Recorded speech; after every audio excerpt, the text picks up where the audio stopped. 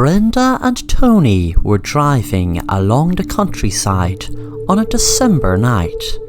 They were on a road trip for 2 weeks as a part of unwinding from a lot of hard work doing up their new house.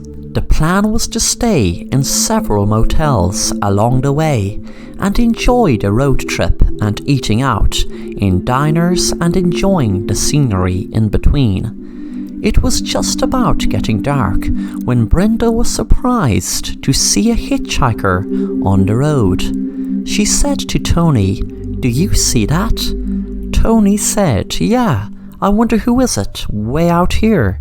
The couple decided to stop, and the hitchhiker said, "Hi there, my name is Paul. I would really love if you could give me a drive just a few miles up the road to the next motel, please.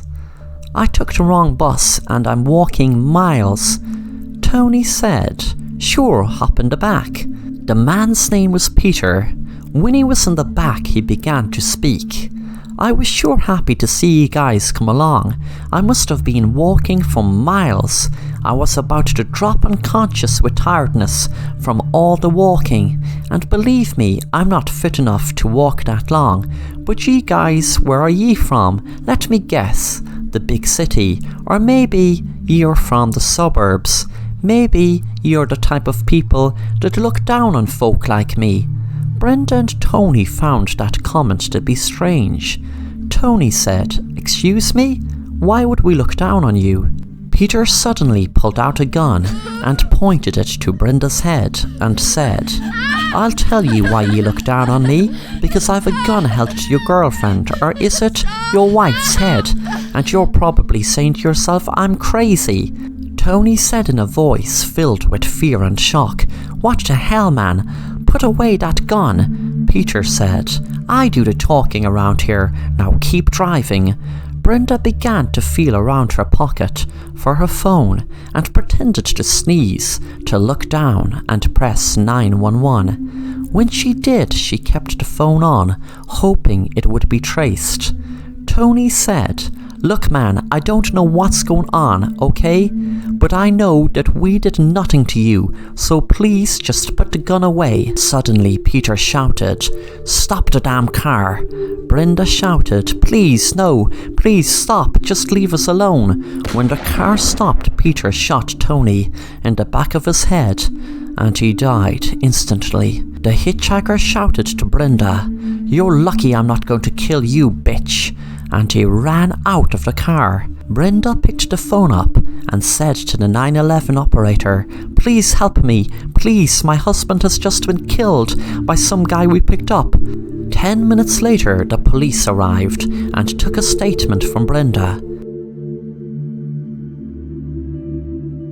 Brenda was sitting inside her home that herself and Tony had recently refurbished. There was a noise at the door, and a figure walked into the room. She could see that it was Peter the hitchhiker. He pulled out a gun and pointed at her. Then he smiled and said, "Bang, bang." She smiled back at him and said, "I have your money, and thanks for taking this job. He actually was cheating on me all the while we were doing up our new home." Peter said, "I actually must give you credit for this idea and coming up with the 911 call, etc. But as much as I'd love to stay around for tea, I need to get going, because if your police or neighbours see me, then who knows, tongues might start wagging and they might ask questions." Brenda asked, "What do you mean? How will they trace you to all this? They never even saw your face." Peter said, "I know, but I still have to tie up loose ends." Brenda said, "What do you mean?" Peter said, "Don't worry, it will be over soon." He lifted the gun and shot Brenda in her head. Then he walked into her bedroom and opened up her safe with her own finger he cut off just a minute ago. He was going to just go ahead and murder her husband for $100,000, but she had too much a big mouth and told him about a safe full of diamonds that only her fingerprint would open. He smiled when he looked at all the diamonds. Then suddenly he heard a ticking sound. He wondered what it was. He looked around the room to see. Suddenly all the doors and windows locked. He assumed it was some sort of alarm from the safe being opened at a time that wasn't scheduled. He heard the ticking get louder as he looked under the bed and saw that it was a bomb. From the timer he saw that it would detonate in 10 minutes. For the next 10 minutes he looked around for a way out of the house, but when the 10th minute came, he exploded with the house.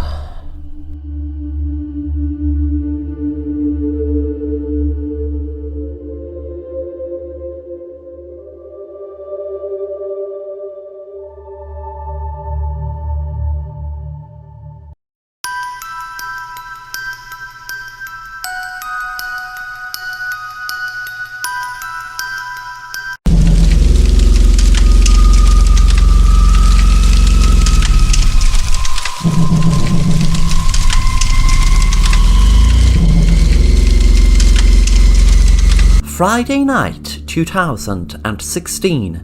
I was 8 at the time, when my brother, who was 10, and I were home alone. We stayed in our bedroom to play on our PS2. My brother went downstairs to make some meals for us to eat, while I was waiting. I needed to go to the bathroom so badly, so I went. Once I came back to play on my PS2, I saw my brother looking confused. I asked him, "What's wrong?" He replied, "Did you open the window?" I thought he was joking, so I laughed and said, "No, are you trying to scare me?" Then he didn't answer. I didn't mind, he sometimes ignores me. I went back to play on my PS2 when I heard a loud banging on the window. I couldn't see who it was since it was dark outside. I went outside with my brother and a flashlight. When we saw who it was a big tall white man with really blonde hair and a black hoodie. I quickly ran into the house, went to my kitchen to grab a knife and ran with my brother to the bathroom. While I was in the bathroom, I realized I left the door open. I cried in fear with my brother. We called 911. Then, when the cops arrived, they found the man dead. Days passed and I wondered if he wanted us to see him kill himself or worse.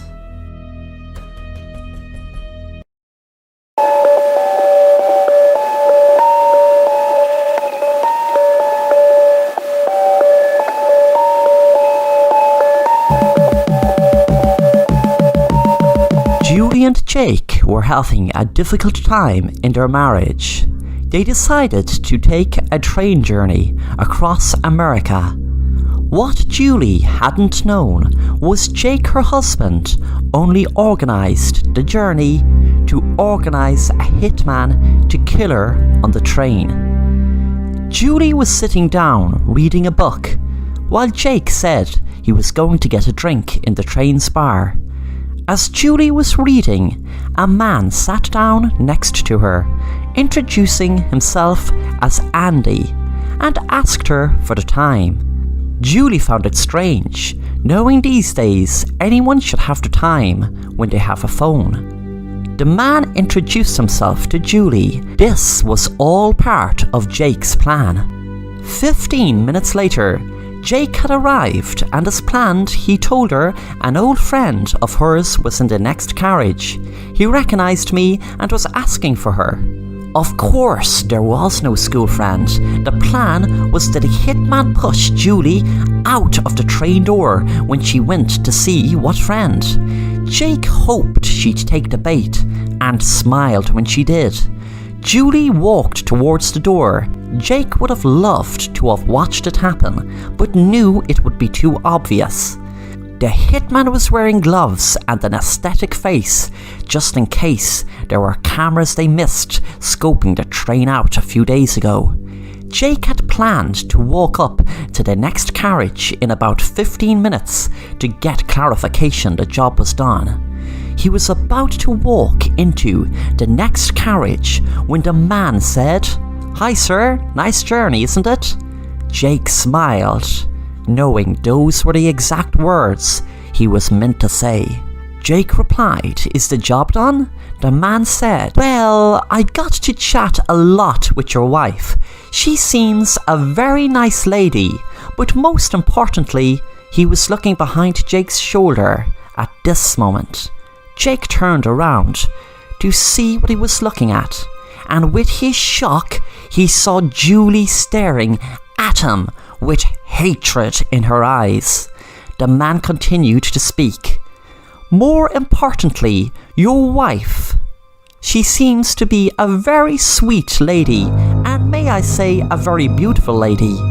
Jake was dumbfounded and said in a confused tone, "What's going on here?" Julie spoke. "Let me explain.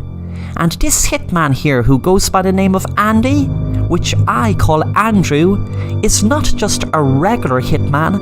We have been dating for the last 6 months. Wait, should I change that to we have been having an affair for the last 6 months?" And she gave a sinister smile. Jake didn't know what was happening. He spoke quietly so no other passengers could hear him. "What is happening here? How do ye know each other?"